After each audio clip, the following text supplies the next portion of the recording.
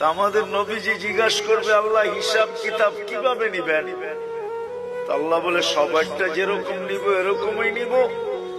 আমাদের নবীজি বলবে, যদি সবার সামনে আমার উম্মতের হিসাব কিতাব নেন, তাইলে তো আমি তো লজ্জিত হয়ে যাব, কেননা আমার উম্মত তো দুনিয়াতে গুনাহ করছে, আমি তো লজ্জায় পড়ে যাব।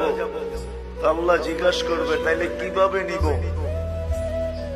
তো নবীজি বলবেন যে আমাকে নিতে দেন, আমি আলাদা ভাবে নেই।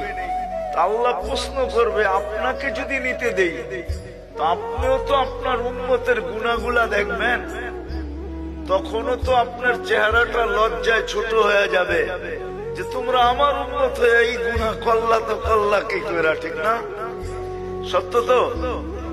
আল্লাহ জবাব দিবে, বন্ধু ওয়াদা, আপনার চেহারা আমি লজ্জিত করব না, বিদায় আপনার উম্মতের হিসাব কিতাব নিব আমি বটে, কারো সামনে না, আপনার সামনেও না, আমি পর্দার ভিতরে নিয়ে নিব, আপনাকেও জানতে দিব না, কাউকে জানতে দিব।